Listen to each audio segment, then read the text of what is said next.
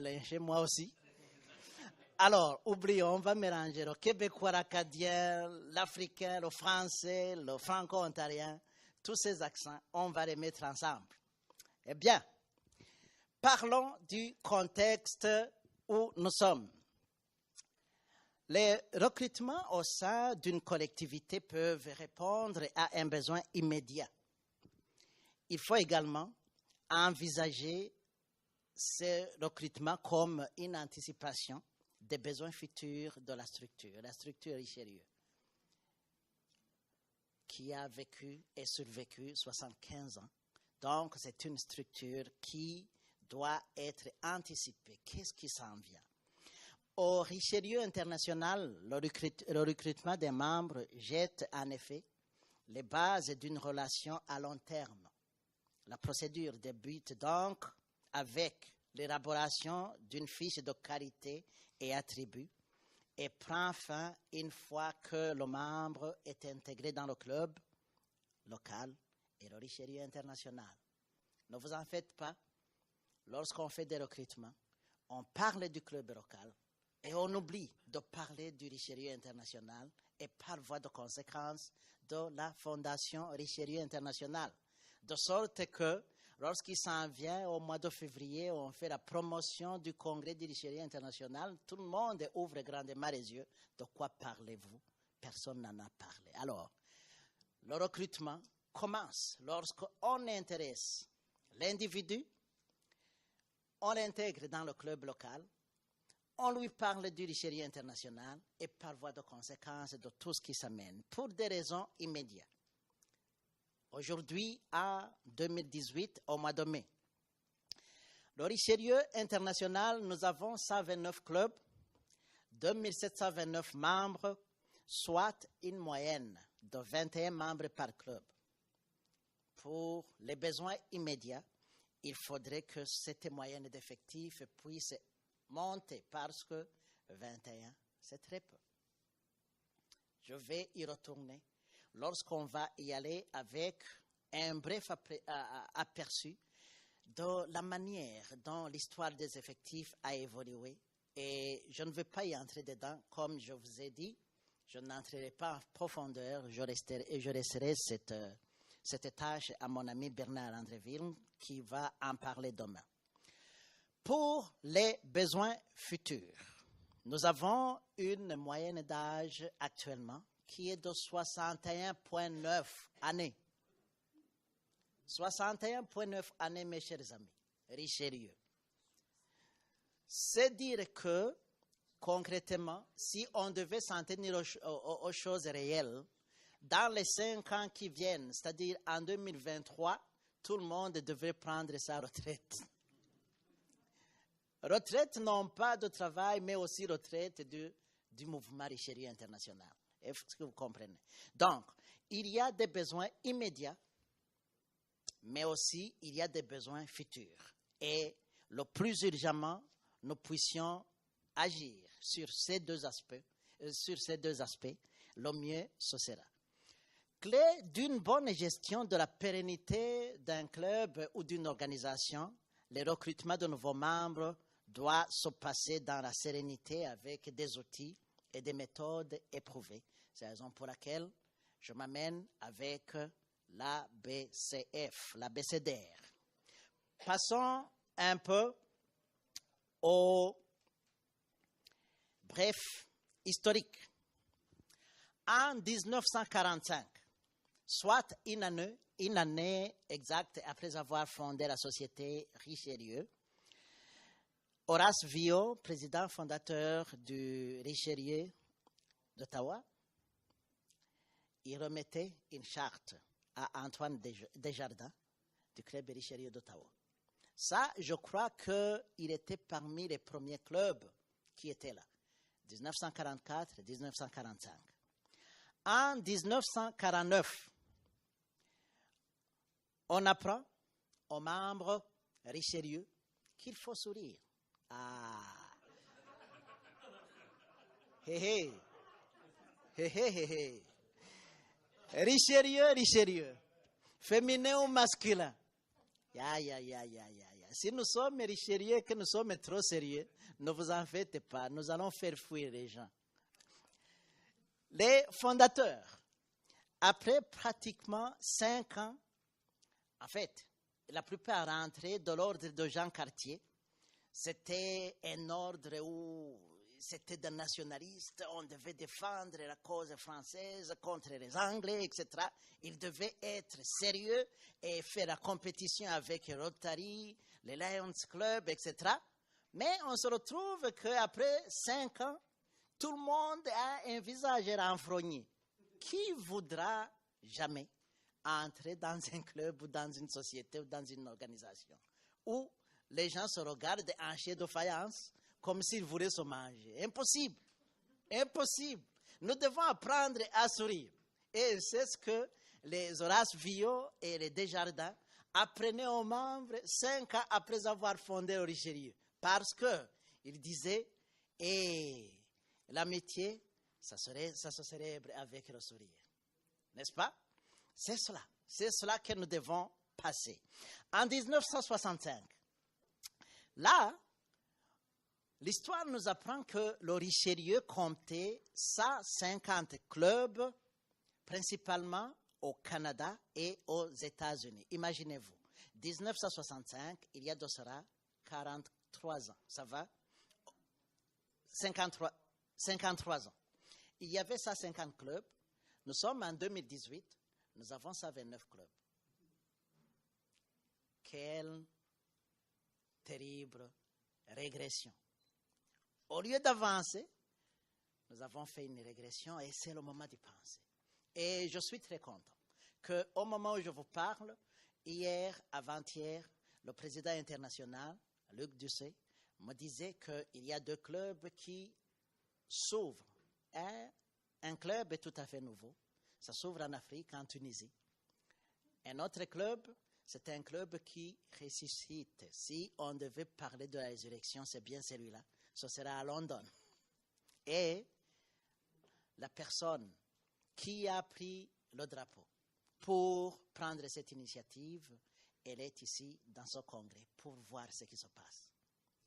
Lorsque j'ai été contacté, il y a une année, j'ai envoyé des courriels pour savoir où se trouvait la charte, les symboles, et je suis tombé à une personne qui était au Nouveau-Brunswick. Il m'a dit, oh mon ami, je suis en voyage, appelle-moi sur le numéro. À partir du moment qu'il m'a donné le 506, j'ai compris, je suis perdu. Je suis en Acadie, on parle des histoires de London, c'est inutile de continuer. Il faut qu'on commence dès le départ. Hier, la personne m'apprenait, elle me disait, Albert, tu ne peux pas t'imaginer. J'ai la charte, j'ai le marteau, j'ai la cloche, j'ai tout. Il ne me reste qu'à savoir ce que c'est l'esprit Richelieu. Je crois que nous faisons un bon bout de chemin et c'est le moment de parler du recrutement. Voilà la manière dont les effectifs ont évolué. En 1964, on avait 139 clubs et 7000 membres. En 1989, soit 25 ans après, on avait 282 clubs et 7458 membres. En 2009, 20 ans après, on avait 233 clubs. C'était descendu avec 5291 membres. Et en 2018, nous avons 129 clubs et 2729. Il y a une erreur de frappe ici. Est-ce que vous voyez, de 7000, on descend à 6000, et puis 5000, et puis 4000, et puis 2700, légèrement en dessous de 3000. C'est qu'il y a un besoin immédiat, mais aussi un besoin futur dont je parlais dans le contexte. Non, oui. Effectivement, il y a moins de membres, il y a qui ont perdu l'intérêt, on va en parler. Même ceux qui sont là, on a inventé d'autres critères, d'autres types de membres honoraires qui ne vont jamais se montrer, mais ils restent membres. ils ne cotisent pas, ils ne viennent pas aux activités, mais ils restent membres. Probablement que c'est ce qui se passe. Mais aussi, il y a l'effet naturel, c'est que les personnes qui étaient là en 1964, probablement, ils ne sont plus de ce monde. Mais c'est-à-dire que, quelque part, il y a une erreur qui a été commise, le recrutement. On a oublié le recrutement, c'est la raison pour laquelle on en parle en 2018. Est-ce qu'on est ensemble? Deux défis majeurs doivent nous guider et nous devons y réfléchir de façon constante et permanente. Et, tant qu'on parle des effectifs, en 1984, c'est le sommet où on avait 300 clubs actifs au Canada, aux États-Unis, en France, au Sénégal, en Belgique, au Guadeloupe, qui est une colonie française, Martinique, colonie française toujours, et en Guyane française. Je parlais de deux défis majeurs qui nous guettent au XXIe siècle pour la suite du mouvement Richelieu. Le premier défi, c'est un défi générationnel. Saviez-vous que nous avons 5 générations qui se côtoient dans ce mouvement? 5 générations.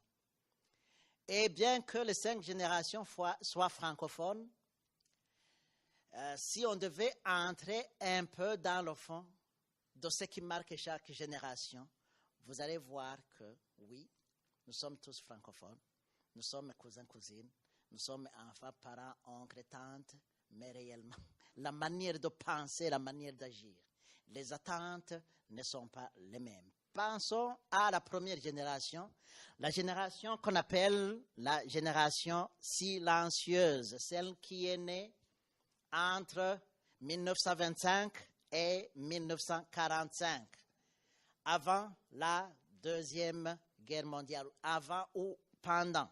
Et je me dis qu'il y en a parmi vous.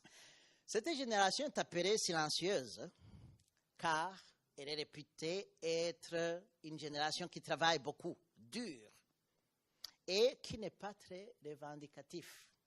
C'est-à-dire que cette génération, ils aiment les choses telles qu'ils se sont toujours produits, comme on dirait à l'Église catholique, comme ça a été toujours, que ce soit ainsi, amen, amen.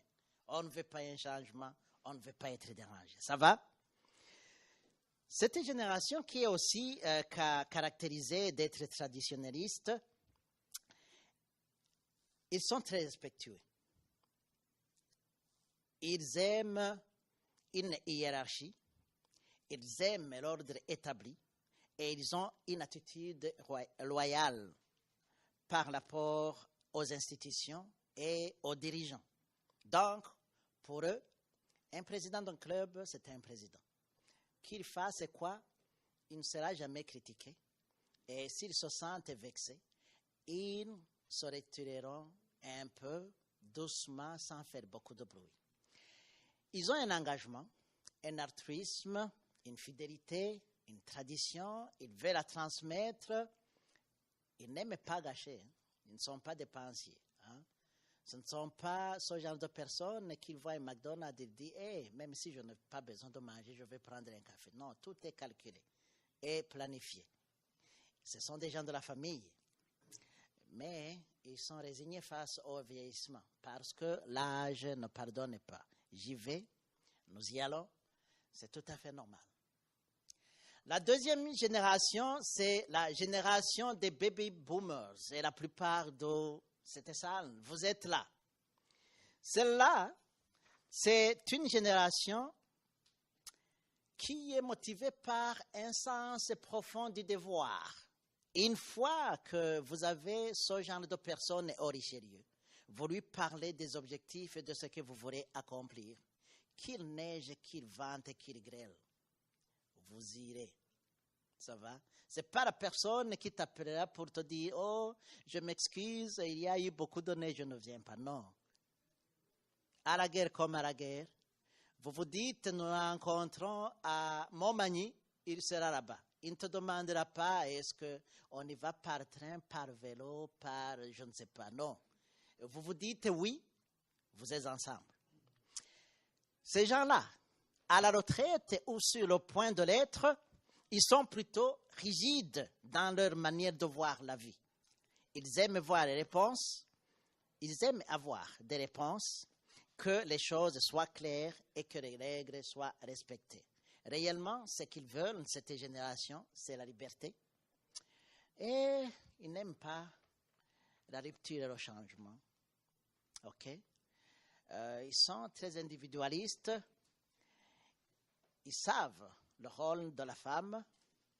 Ils sont très ancrés à l'amour et à la famille. Ils ont de l'humour. Et vous pouviez le voir à la GA de la Fondation. Il y avait beaucoup d'humour. Ça va? Et ils ont un défi, c'est celui du nouveau vécu face au vieillissement, parce que le vieillissement, c'est une usure à laquelle on ne peut pas échapper. Ça va?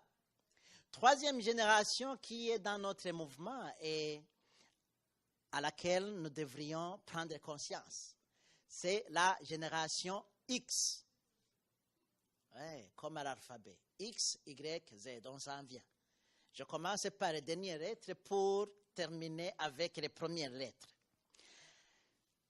Cette génération X, ça désigne les gens qui sont nés entre 1965 et 1979. On peut y aller un peu, 80-81. Ce n'est pas grave. Aujourd'hui, au moment où nous parlons, ils ont entre 36 et 56 ans et se retrouvent à occuper des postes les plus importants en entreprise. Ce sont des cadres dirigeants moyens ou intermédiaires. S'il ne s'agit pas des enfants des baby-boomers, comme on les appelle, la génération précédente, ils peuvent être juste entre les deux, entre les enfants et les baby-boomers.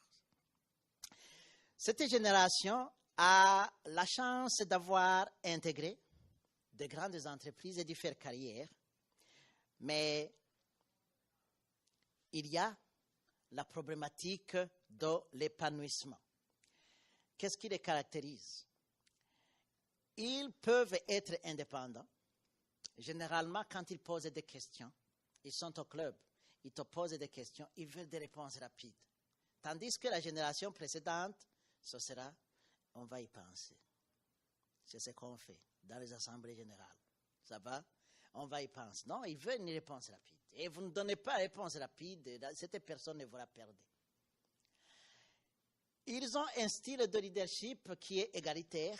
Pour eux, pas de hiérarchie. Tout le monde, c'est la même chose. Tu es président, tu es présidente. Moi, je suis membre, on y va en équipe. Ça va? Ils ont une attitude entrepreneuriale. En d'autres termes, si vous avez cette catégorie de personnes, il faut leur montrer des projets. Ils veulent entreprendre. Vous ne pouvez pas les mettre assis là-bas comme je vous ai fait et penser qu'ils vont rester là pendant longtemps. Vous ne leur donnez pas à faire, ils vont sortir. Ils contestent la norme. Lorsque les choses ne vont pas bien, ils vont te le dire. Et s'ils te le disent, ce sera des fois avec fracas. Ils aiment faire la conciliation travail et famille. Oui, ils peuvent donner de leur temps. Ils utilisent la technologie. Ils sont sur la technologie. J'en ai vu et je vais y retourner. Quand vous leur parlez, ils sont en train de concilier ce que vous dites et ce que l'Internet donne. Et quelle est la réalité? Est-ce qu'on est ensemble? Vient la génération qu'on appelle la génération Y. C'est la génération Y en anglais. Y, c'est pourquoi. C'est la génération qui questionne. Moi, je suis d'origine africaine. Dans ma génération, c'était très interdit lorsque les parents disaient quoi que ce soit, de poser la question pourquoi. Il te dit, Albert, à cette époque, je n'étais pas encore tremblé. Albert, tu vas là-bas. Il n'y avait pas de question. Je devais courir. Je fais partie de la génération la précédente. La génération Y, c'est la génération qui va poser des questions. Entre 1980 et 2000. Vous leur dites, Ok, Célia. Est-ce qu'on peut entreprendre ceci? La question qui va venir directement, ça va être pourquoi? Pourquoi? Si tu ne sais pas expliquer pourquoi, tu la perds. Et cette génération, elle est venue au monde avec la technologie. Hein?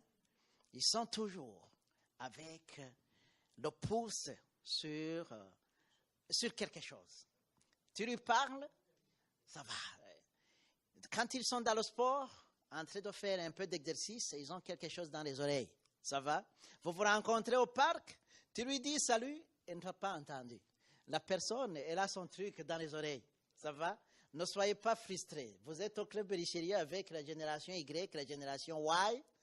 Soyez sûrs, soyez rassurés, leur laissez le temps et l'opportunité d'user de la technologie. Ces gens-là, ils sont très technologie compétents parce qu'ils sont nés avec cela. Ça va?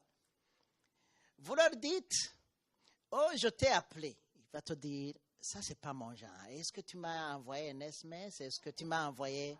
Est-ce que tu es sur Hangout? Et ton Facebook, c'est quoi? Là, tu vas ouvrir grandement les yeux. Facebook, c'est quoi? Hein? Alors, ces gens-là, ils sont dans la technologie. Vous les recrutez dans le club Richelieu, le mouvement Richelieu, dans votre club, vous n'avez pas ces histoires, vous les perdez. Ils arrivent et là, ce n'est pas leur nature. Parce que le langage que vous utilisez, c'est du français. Non, ça ne colle pas avec la manière dont leurs neurones sont branchés. Ils apprennent très vite. Oui. Donnez-leur un peu de Richelieu. Le lendemain, ils vont t'en parler que tu n'en connais même pas. Parce qu'ils vont fouiller, ils vont te dire, en telle année, ça a été comme ça, comme ça, comme ça, tu te sens intimidé. Donc, avec eux, si tu les as, il faut leur mettre en position de leadership. Je suis très content. Je suis venu avec mon ami Raymond Vigneux. C'est vice-président. Lève-toi, Raymond. Raymond, il n'a que 21 ans. Il vient de passer 2 ans à être vice-président du club Richelieu Windsor. Il est en 3e année à l'université de Windsor. Et c'est un des key players, les gens qui comptent dans notre club. Raymond, merci d'être venu.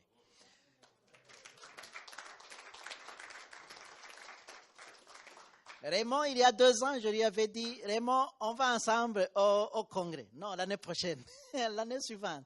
Raymond, on y va? Non, j'ai un travail, mais l'année prochaine, on y va. Cette année, il dit, je viens. Et voilà, il est là. Et réellement, il m'a posé la question, why? N'est-ce pas, Raymond? Tu t'en rappelles pas. Pourquoi je devrais être là? Et je lui ai parlé de tous les bienfaits après avoir été au Saguenay. Et puis, par après, quand je suis rentré du Saguenay, je vous dis, j'étais tout branché. Les autres membres disaient, Albert, on voudrait avoir un peu de ton énergie. Est-ce qu'il y a moi? J'ai dit, venez au congrès. Vous allez voir ce qui se passe. Et voilà, il est là. Ils apprennent vite. Ils ont tendance à une impatience. Vous leur dites, ils te posent une question, tu ne réponds pas. Par modestie et par respect, ils vont t'attendre pendant un temps. Lorsque, au bout d'un certain temps, tu ne réponds pas, tu les perds. Ils sont très sociables, confiants et réalistes parce qu'ils ont la matière, les grises. Là, tu leur montres un défi, ils vont le surmonter en rien du tout.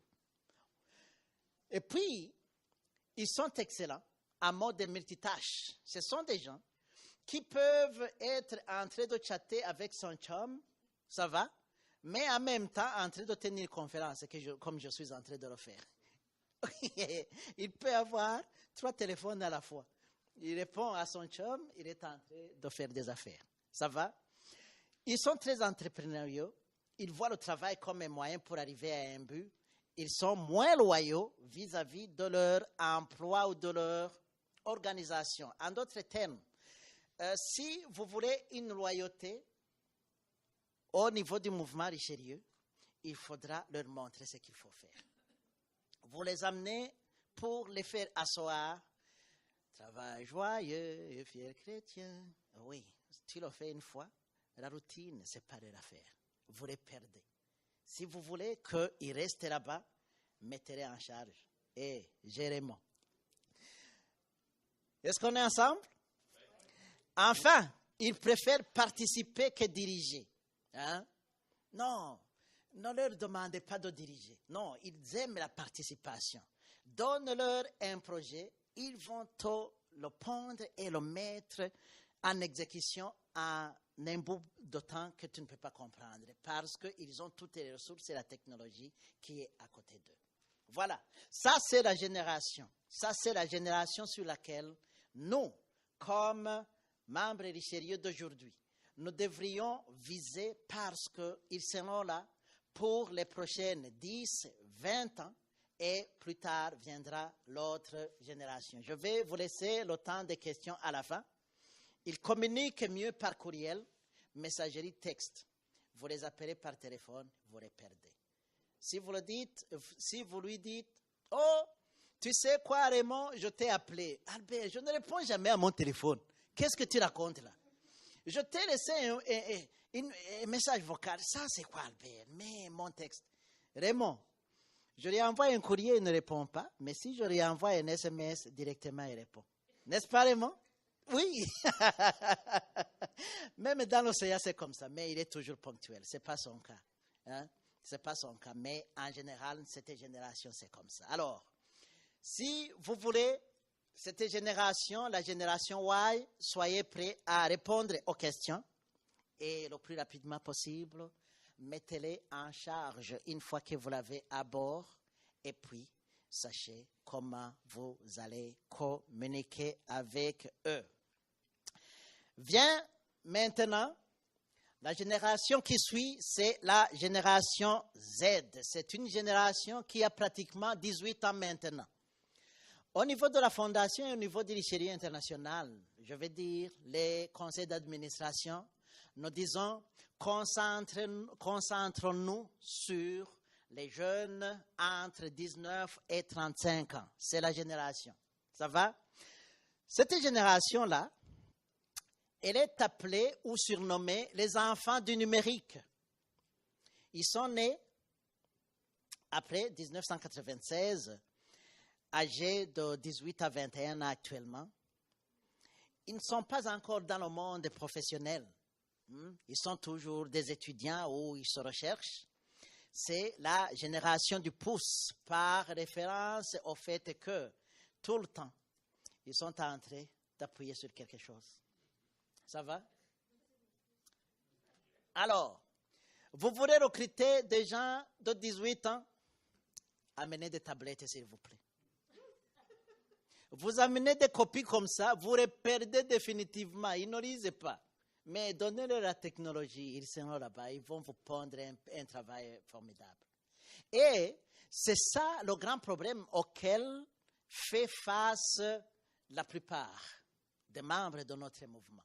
Parce qu'ils n'ont pas su évoluer avec le temps. On veut faire les choses comme on les a toujours fait. Il fait trop chaud et j'ai l'impression que les gens commencent, moi-même, je commence à le sentir. Donc, donnez-leur la technologie, investissez. Ça ne coûte pas très cher, mais ils seront très efficaces avec cette affaire. Cette génération, bientôt, sera aux commandes de tout ce que nous avons comme organisation, que ce soit entreprise, etc. Ça va être les hommes et les femmes d'affaires de demain. C'est mieux de penser à les intéresser maintenant parce que ce sont eux qui vont soutenir le mouvement, la fondation, etc., etc. Ils sont nés avec les technologies. Ils sont grandis avec un accès illimité à l'Internet, quasi permanent. C'est une génération du pouce, comme je le disais tout à l'heure, et ils s'informent constamment par Internet. Donc, c'est la raison pour laquelle, il y a 2 ans, lorsqu'on a mené le projet de rendre beaucoup plus performant notre site Internet, j'étais le premier à soutenir parce que je me disais, il y a une génération là qui cherche de l'information. Tu n'as pas besoin de lui dire, il va chercher. Et lorsqu'il cherche, il va te dire un peu. Ceux qui avaient des enfants qui ont cet âge, vous serez étonnés lorsque ils vous disent ce qu'ils ont découvert et ce qu'ils connaissent. Tu lui dis aussi, mais papa, toi là, tu es de quelle génération? Et je m'excuse je me fonds derrière des excuses, vous savez. Je suis né dans la brousse en Afrique, il n'y avait pas Internet, oubliez. Et puis, on rigole, je passe pour ne pas me faire taquiner. Parce que ces enfants-là sont très avancés. Voilà. 3 générations sur lesquelles nous devrions nous concentrer au niveau du recrutement. C'est la génération X, la génération Y et la génération Z. Ne vous en faites pas. Tout ce que j'ai ici, ce sera placé sur le site internet du Richelieu International. Vous pourriez toujours le consulter. Avez-vous des questions jusque-là? Parce que je risque de vous perdre. Oui. Merci pour la présentation. C'est tout à fait factuel et réel, les différenciations que vous avez faites entre les générations, leurs profils, leurs préoccupations, etc. Une organisation comme le Richelieu ne doit pas seulement s'adapter. Est-ce que vous avez un problème? Je sens que c'est chaud. Est-ce que tout le monde m'entend? Tu veux un micro? Si tout le monde m'entend. Oui, d'accord, excusez-moi. Je pense que ce que je vais vous dire, les autres clubs le vivent aussi. Il ne faut pas seulement qu'on change un peu notre stratégie pour savoir comment les accueillir et comment les occuper. C'est que le Richelieu lui-même, comme organisation, qui a été créé à l'origine, et on comprend le contexte dans lequel il a été créé, comme un club social. À l'époque, les gens, ils avaient le journal, la télévision et le téléphone. Et la socialisation se faisait directement par des clubs. On va aller manger ensemble, on va sortir ensemble, on se donne des objectifs ensemble. Aujourd'hui, les jeunes, ils ne font pas qu'utiliser la technologie. Ils socialisent par la technologie.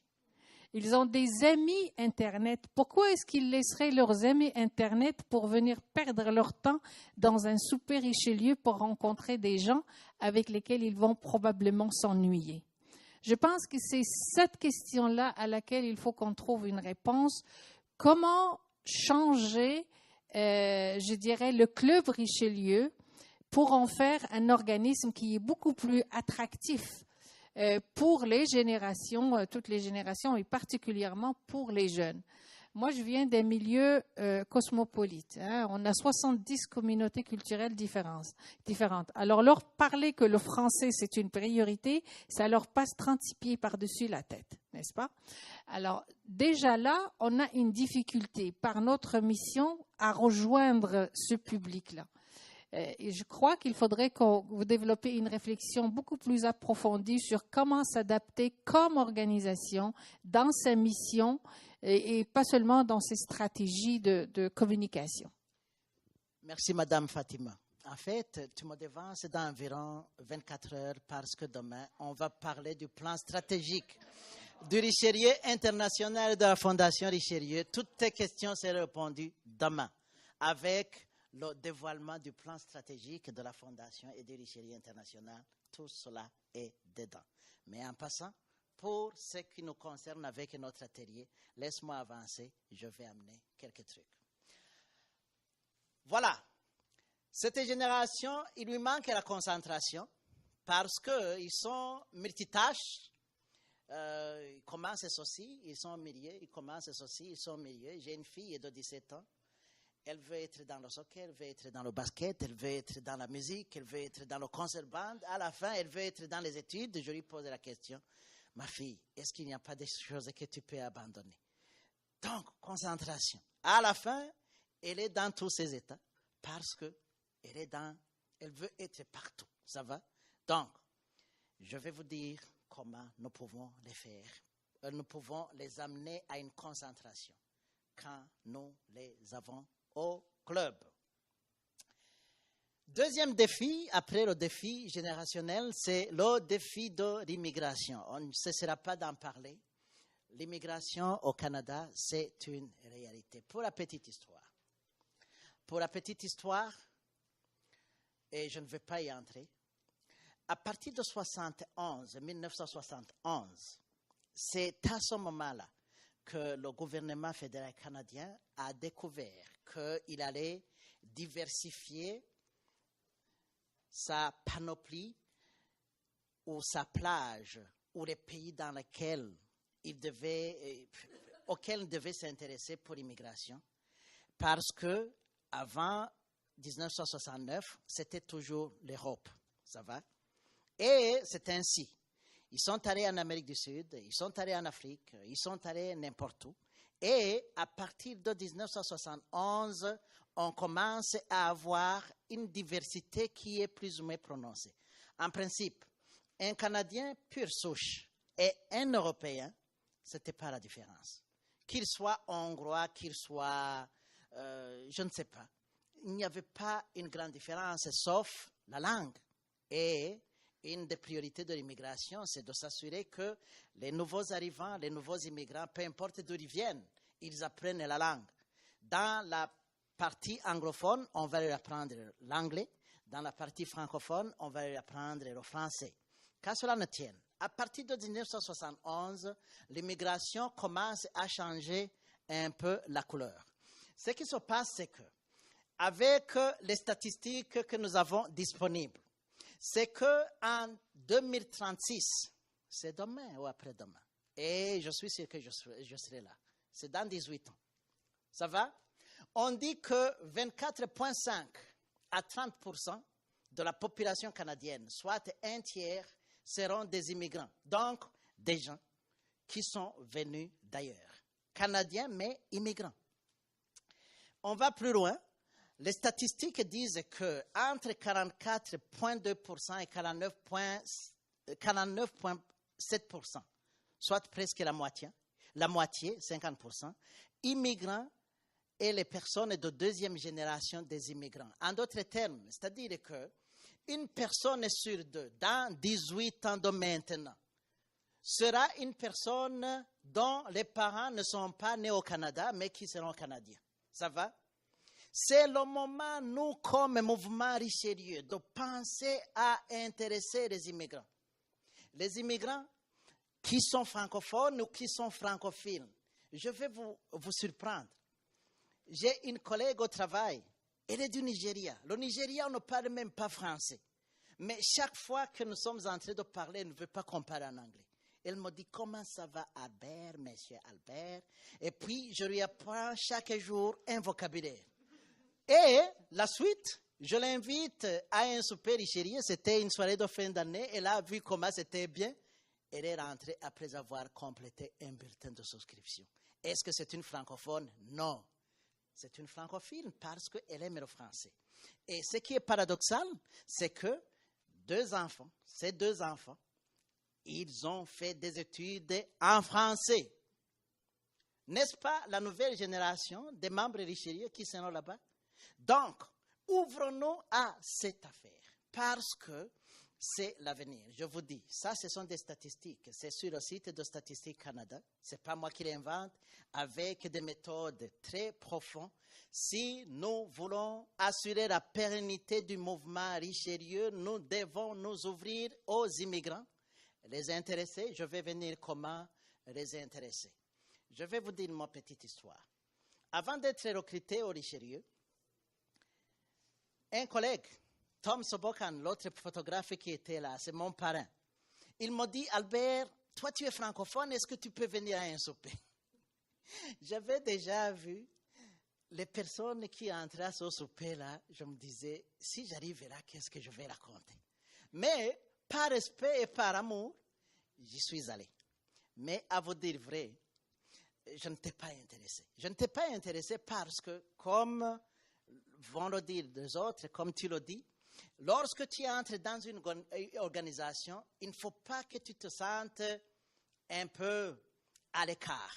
Il faut qu'il y ait une amitié, il faut qu'il y ait des gens avec qui tu peux interagir. Ça va? Alors, après, j'ai réfléchi pendant une année et puis je suis allé et j'ai rempli mon bulletin. Et depuis ce temps-là, je suis là. Je vais y revenir. La manière, l'ABC, la manière de recruter. Parce que maintenant, nous sommes en train de parler des défis. Parce que tu ne peux pas recruter sans savoir les défis qui nous attendent. Et à partir de maintenant, je suis sûr que si vous devriez penser à approcher quelqu'un dans les prochains jours, les prochaines semaines, les prochains mois ou les prochaines années, vous devriez prendre conscience et avoir en tête les deux éléments, l'élément générationnel et l'élément migratoire. Le recruter dès maintenant pour en faire de futurs défenseurs des causes Richelieu serait la meilleure chose qu'on peut faire. Imaginez-vous si un Canadien sur deux, dans les 18 ans qui vont suivre à partir d'aujourd'hui, n'avait aucune idée de ce qu'est le Richelieu. Nous serons disparus et nous n'aurons pas fait un bon travail. Nous aurons fait quelque chose, mais ce ne sera pas bon. C'est le moment d'y penser. J'en viens à un concept de marketing. Je suis professeur de marketing. Ce qu'on appelle l'entonnoir. L'entonnoir de conversion.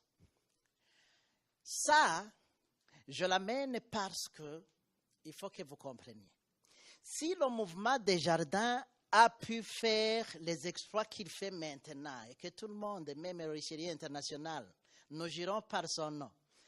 Maître de cérémonie, tu as fait un bon travail. Tu ne passes pas 5 minutes sans parler de Desjardins. Ça, c'est bon. S'ils sont arrivés là, c'est qu'ils ont fait un travail formidable. L'entonnoir d'attraction, l'entonnoir de conversion, c'est que lorsque on fait un recrutement, vous en recrutez pour vous décevoir. Vous en recrutez 500, vous finissez avec 3. Ça, c'est quoi? C'est moins d'1%. Ce n'est pas une bonne moyenne, mais c'est cela. En fait, c'est que vous les amenez, vous leur parlez du Richelieu international, du club Richelieu, ce que vous faites, etc., etc. Oui, ils sont excités. Il y en a qui ne vont jamais mettre leurs pieds à la porte où se passe le souper ou dans l'une ou l'autre activité. Est-ce que vous allez être découragé? Non. Quand vient le moment, vous descendez avec l'interaction. S'il ou elle accepte d'interagir avec vous, c'est mieux.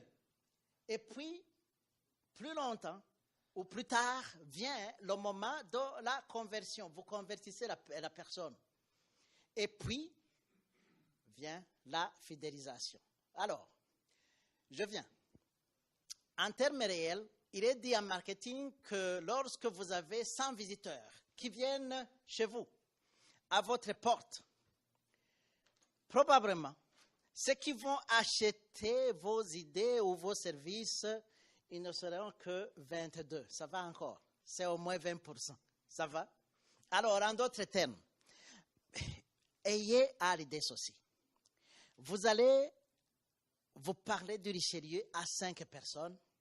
Sachez bien que des 5 personnes, une seule deviendra un Richelieu de valeur.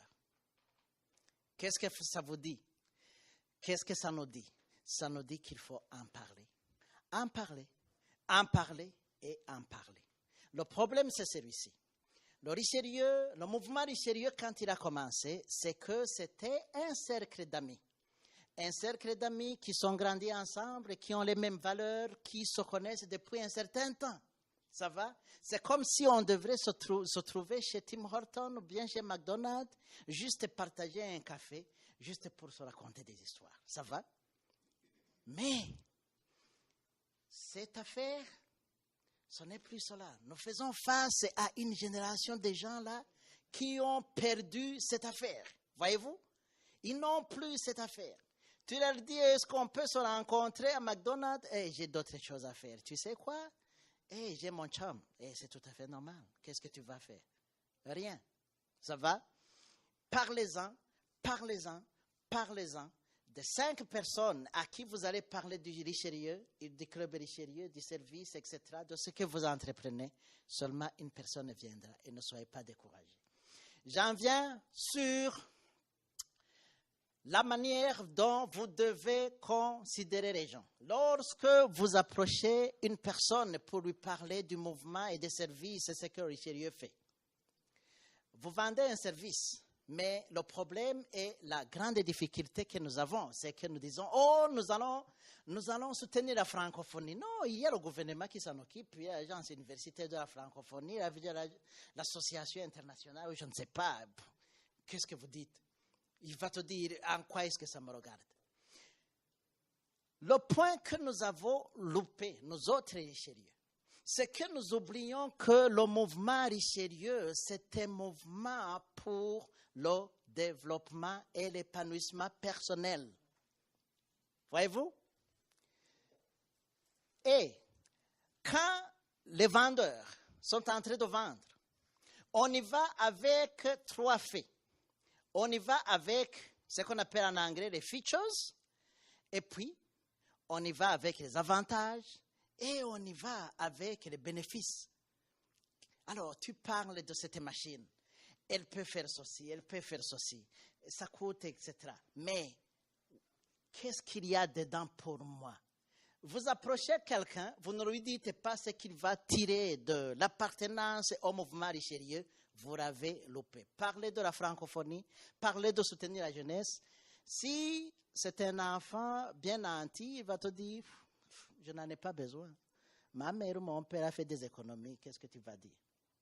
Tu vas se sentir frustré. Mais par contre, si tu lui dis, c'est un mouvement où tu vas avoir un épanouissement personnel. Et je doute que la plupart de nos clubs, aujourd'hui, en 2018, ils ont perdu l'attrait et cet aspect de développement et d'épanouissement personnel.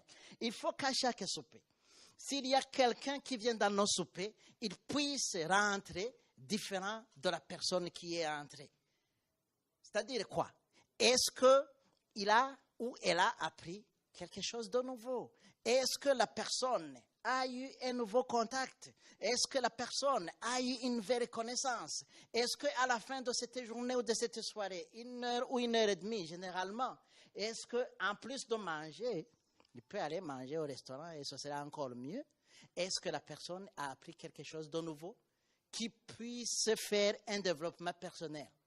C'est ça, nous vendons le service de développement personnel et à côté de cela, nous parlons de la francophonie et de l'aide à la jeunesse. Donc, quand la personne vient là, elle est tout à fait étrangère à ce que nous faisons, à ce que nous disons, à la manière dont nous chantons, à nos amendes, tout ça, c'est du cinéma. Ça va? C'est une étrangère. Et puis, elle arrive là. La prochaine fois, sa curiosité aidant, elle va devenir visiteur. Plus tard, elle va devenir un prospect. Quelqu'un ou quelqu'une qui peut devenir probablement un membre. Plus tard, ça commence. Tu n'as même pas besoin de l'appeler. La personne va te dire, c'est quand votre prochain souper ou c'est quand votre prochaine activité. Là, ce sont des signes qui vous montrent que la personne est intéressée. À la fin, la personne devient promoteur. Parce que après cela, si la personne est intéressée, elle va amener sa femme, son mari, son enfant, etc., etc. Parce qu'un client satisfait, c'est le principe du service à la clientèle. Un client qui est satisfait devient un promoteur. Un client qui est mécontent, il va te suivre. Donc, rendons nos prospects, rendons les gens que nous allons recruter des membres qui seront très satisfaits à partir de l'épanouissement personnel. Je vais presque terminer par ça pour aller dans des choses concrètes.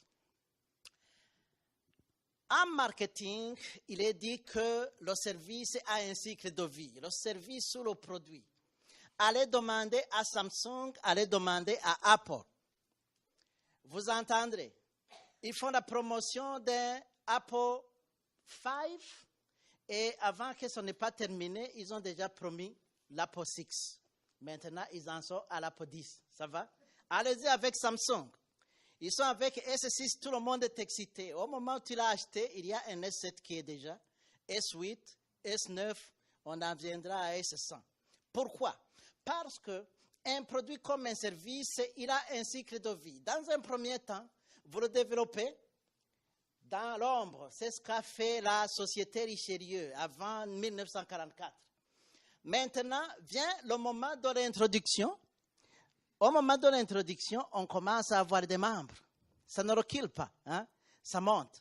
C'est ainsi que vous avez vu les clubs, ça se créait comme des champignons lorsqu'il y a un orage. En Afrique, on disait que si vous voulez des champignons, attendez qu'il y ait l'orage. Je suis grandi en sachant que les champignons, c'était créé par des tonnerres. Oui, une fois qu'il y avait une tornade, on allait là-bas, on ramassait dans les champs. Que ce soit poisonné ou pas, on mangeait, c'est pas grave. Et on nous disait qu'il y avait beaucoup de fer. Et voilà, je suis là. Après la phase d'introduction, il vient la phase de croissance. Si je devais mettre un peu le temps ici, ça va? Là, c'était avant 1944. La phase d'introduction, c'était probablement de 44 jusqu'à 55, ça va? Et puis vient la phase de croissance. Nous y allons. Là, c'était les effectifs qui montaient, le nombre de clubs qui montait. Et puis, il y a la maturité. La maturité, c'est presque la constance. Vous avez vu à un certain moment qu'il y avait un certain nombre d'années. Je retourne là pour avoir une idée exacte avec les chiffres. OK. Voyez-vous? Entre 64 et pratiquement 99, on avait presque un effectif constant. C'était au-delà de 7000. C'était la constance. Même si ça tombait, ça ne tombait pas jusqu'à ce point. Ça va? Là, nous étions dans la phase qu'on appelle la phase de maturité. La phase de maturité. C'est que le Richelieu international n'a pas su faire, il n'a pas su faire qu'après la maturité, il devait venir une phase de déclin. Le déclin pour des raisons très simples. C'est un service. On a parlé de la même histoire pendant 75 ans. Est-ce que c'est toujours la même histoire? Oui, c'est la même histoire. Mais ça, c'est une phase tout à fait normale, scientifique, et prouvé qu'il doit y avoir un déclin à un moment donné. Et c'est à partir de cette connaissance qu'on doit y aller avec le changement. Voilà, les grandes compagnies, que ce soit Bell, que ce soit Apple, que ce soit Samsung, ils introduisent un produit. Une fois qu'ils voient que la phase de déclin commence, ils introduisent un autre. Ça va? Nous autres, au Richelieu international, mouvement Richelieu, nous devrions comprendre qu'après 75 ans, il est temps de faire une nouvelle approche avec la nouvelle génération pour que maintenant on y aille avec la phase d'introduction, la phase de croissance, la phase de maturité et probablement dans les 30, 40 ans qui vont venir, on va continuer avec quelque chose d'autre. L'abécédaire, et c'est par là que je vais terminer. Si vous devriez oublier tout de ce que j'ai raconté, je voudrais que vous vous rappeliez de ceci, en plus de mon fameux nom, Tremblay. Au recrutement, on y va avec A. A, vous attirez la personne. Attirez la personne. Parlez-lui des services et surtout de l'épanouissement personnel qu'il va en tirer. En Ontario et surtout à Windsor où je suis arrivé à un moment où je mets un peu de frein au recrutement. À Windsor, là-bas. Windsor, Ontario. Windsor, Ontario, c'est que les francophones et francophiles nous représentons 2,6% de la population. Sur les 250, presque 260 000 habitants que comporte la ville, les francophones et francophiles, tout confondus, nous sommes moins de 6 800. Si les chiffres de Statistique Canada sont corrects, parce que les gens ne mentent pas. Quand il s'agit du recensement, on dit je suis francophone ou je suis francophile, je parle en anglais, en français, on met tout dedans. 6 840 avec beaucoup de précision, 2,6%. Là, c'est très facile de recruter au Richelieu parce que, il y a des employeurs, pour donner de l'emploi, ils vont demander, montrez-nous que vous êtes très actifs dans la communauté francophone. Et la plupart, ils vont vouloir une lettre de recommandation du club Richelieu. Ça va? Où est-ce qu'on va donner une lettre alors qu'on n'a jamais vu la personne? Ils demandent à entrer, mais on filtre. On filtre parce qu'on ne veut pas des gens qui viennent basculer la manière dont les choses se sont toujours faites. On fait un peu une sélection. Là, dans les milieux minoritaires, c'est très facile. Ça va? Et c'est la raison pour laquelle notre club, il a plus de 60 membres. Et à vous dire vrai, à un moment donné, on s'était fixé un objectif d'atteindre 100, mais je me suis dit, est-ce la bonne histoire? Est-ce que la bonne chose?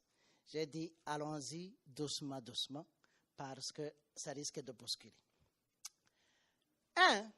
On fait l'acquisition. Pendant la phase d'acquisition, vous captez le plus grand nombre de visiteurs. Parlez-leur de ce que vous faites. Il est vrai qu'il y a un sacrifice. Il y a un sacrifice de temps. Il y a un sacrifice de moyens. Si le club peut le faire, et je recommande que ce soit ainsi, que les visiteurs soient pris en charge pour le premier souper. Ils sont pris en charge. Qui va payer la facture? Qui va payer l'addition? Peu importe. Mais amenez-le, ne leur parlez pas de dépenser de l'argent pour des causes qu'ils ne comprennent pas. Ça va? C'est ça l'attraction. Ces visiteurs sont susceptibles d'être intéressés. Vous leur parlez de l'argent, vous leur parlez des amendes. Je vous dis, vous les perdez. Première chose, prise en charge totale. Organisez-vous. Ça va? Deuxième chose, vient le B. Le B, en anglais, c'est behavior. Behavior ou comportement. C'est l'interaction. La personne est venue. La personne a vu ce qui s'est passé. Ne laissez pas là. C'est là où l'investissement du temps et de votre être est nécessaire. Vous devez lui poser la question, dites-moi, la dernière fois que tu es venu, et n'attendez pas que ce soit des mois ou des semaines. Allez-y, tant que la mémoire est encore fraîche. Surtout si c'est la génération Y, Y. Parce que dans leur tête, ils passent beaucoup de SMS et beaucoup de photos. Le chum envoie des photos à partir de Cuba. Le lendemain, il ou elle va oublier tout ce que vous avez raconté. Ce sera la plage au Cuba ou bien quelque part ailleurs. Alors, posez-lui la question. Comment tu as trouvé la présentation? Comment tu as trouvé les gens qui étaient là? Laisse la personne te dire ce qu'elle pense, ce qu'elle a vu, quelle est son appréciation. Mais aussi, si c'est ainsi, la personne va probablement vouloir te recontacter pour te dire, tu sais quoi, j'ai réfléchi par 2 fois, je voudrais venir encore une fois pour voir, est-ce que vous avez une autre activité? Et rassurez-vous que lorsque vous les invitez, il y a quelque chose, que la personne sorte avec un élément nouveau dans son épanouissement personnel. De grâce, ne les invitez pas lorsque vous êtes en train de parler des finances. Hein? C'est le moment le moins adéquat d'inviter quelqu'un lorsque vous êtes en train de parler des finances. Il arrive chez nous que nous invitions des gens, mais nous allons nous arranger que nous faisions un souper avec tout ce qui est nécessaire. Lorsque vient le temps des rapports financiers, nous disons, merci les visiteurs, il y a quelque chose, on ne veut pas. Les sales linges se lavent en famille. Ça va? Un visiteur ne devrait jamais voir ou se rendre compte qu'il y a des chicanes ou bien, bon, ça existe dans toute société, dans toute communauté, mais épargnez-les de cette affaire. 3. Faites un suivi avec un courriel. Faites un suivi avec un SMS. Si c'est la génération Y ou Z, ça va? Si c'est la génération Y ou Z. Faites un coup de téléphone si c'est la génération baby boomers ou d'autres, ça va? Parce que c'est ce qu'ils aiment. Donc, ça demande un investissement. Probablement que vous allez faire cet appel, la personne n'est pas là, tu es obligé de répéter l'exercice 3, 4, 5 fois. Ne soyez pas découragés parce que des 5 personnes que vous allez approcher, une seule va répondre. Ça va? Ensuite, convaincre. Et enfin, allez-y vers la conversion. Une fois que la personne te pose la question de savoir, quand sera le prochain souper, tu sais quoi? La personne est presque sur le point d'être convertie et de devenir membre. Et ne vous en faites pas, ça ne se fait pas du jour au lendemain. Ça va prendre des semaines, des mois. Mais ne lâchez pas. Je vous ai dit, dans mon cas, ça a pris 1 année. Parce que la décision me revenait. Ça va? Et je suis très content que mon parrain ne m'a pas poussé. 1 année après, j'ai dit, Tom, est-ce que vous avez toujours un souper? Il a dit, oui, viens. Et tu ne vas pas payer. Non, je vais payer. Non, il a dit, tu ne vas pas payer. Je suis rentré et ce jour-là, je n'en suis jamais sorti. Et voilà où je suis. Participants réguliers, ça, ils sont convertis. Et là, s'ils sont là pour rester, ils sont susceptibles d'amener les autres. Vient enfin le point de la fidélisation, donnez-leur l'opportunité de servir. Rassurez-vous, le mouvement Richelieu, ce n'est pas une église, ce n'est pas une chapelle. Une chapelle, vous aurez un prêtre ou un pasteur, il va raconter. Qui raconte des bêtises ou des fouteuses, personne n'a droit à la parole. C'est Alléluia, Amen, vous sortez, vous rentrez. Au Richelieu, ce n'est pas ainsi. Vous amenez la personne, elle devient membre, donnez-lui quelque chose à faire. Chacun et chacune a des compétences qu'elle peut ou il peut offrir au mouvement et à l'organisation. Cibler, ça c'est la tâche des présidents et des comités. N'amenez pas les gens qu'ils s'assoient comme dans une église pour dire Alléluia, Amen à la fin. Ça c'est le pire de la façon de diriger ou de manager un club. Une fois que la personne est là, fidélisez, donnez-lui à faire. Qu'il soit jeune, qu'il soit vieux, qu'il soit femme, qu'il soit homme, donne-leur à faire. Il n'y a pas de la chose la plus pire que d'appartenir à une organisation où tous les jours tu te sens comme un visiteur. À la fin, tu décroches. Fidélisation. Encore une fois, si vous devriez tout oublier, oubliez mon nom même, mais rappelez-vous de A, B, C, F. A, c'est quoi? Attraction. B, c'est quoi? Behavior ou interaction. C, c'est quoi? C'est conversion. Et F, c'est quoi? Fidélisation. Ça va? A, B, C, F. Si vous devriez tout oublier, rappelez-vous de ces 4 lettres. A, B, C, F. Et la suite. Oh, oui. Et la suite. Vous avez attiré, vous avez interagi, vous avez converti. Maintenant, la personne est là, elle est fidélisée. La suite, c'est quoi? C'est ça, le management d'un club efficace. Est-ce que c'est fini? Vous avez pris les images? Et la suite, c'est quoi? La première chose que vous devriez faire, c'est de mettre les nouveaux membres au défi. Sortez des chemins bâtis, des sentiers bâtis. Posez-leur la question de savoir qu'est-ce que vous voudriez que ça change au niveau de ce que nous faisons. Quelles sont les actions que nous devrions mener? Ils viendront avec des idées. Demandez-leur d'utiliser la technologie s'ils en sont capables. Oui. Et surtout si c'est la nouvelle génération. Récompenser les réalisations. On a parlé tout à l'heure des dons qui sont faits à la fondation en reconnaissance de quelqu'un. Si c'est une personne qui se distingue, peu importe que la personne a fait 2 mois, 1 année, par rapport à une autre qui a fait 30 ans, récompenser pour les encourager, créer des équipes, des projets. C'est très dommage qu'au mouvement Richelieu, les mêmes personnes qui faisaient les choses il y a 20 ans sont les mêmes qui les font aujourd'hui. Est-ce que dans l'entretemps, il n'y a pas de développement de compétences?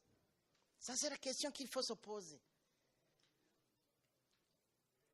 Offrez des calendriers d'activités variables. Là, c'est là où vient le conflit entre la génération des baby boomers et la génération Y.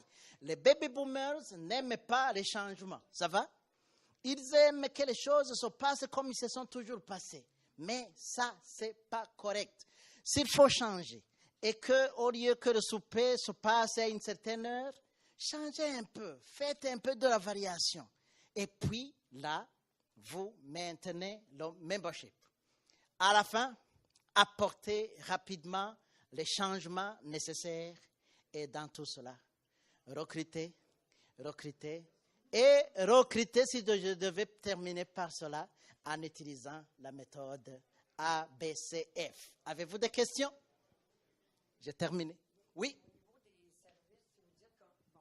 Vous dites que M. Tremblay, qu'on est une entreprise de service, mais si on veut aller, mettons, comme la croissance personnelle, le développement de la personnalité, il faudrait peut-être qu'au niveau national, vous nous alimentiez de ce côté-là, qu'on ait les outils nécessaires. Je ne sais pas, là, donner un cours, avoir des sujets pour intéresser les membres à la croissance personnelle. Parce que là, quand on va dans les soupers interrégionales, on parle de ce qu'on a fait de l'aide à la jeunesse, nos concours de français.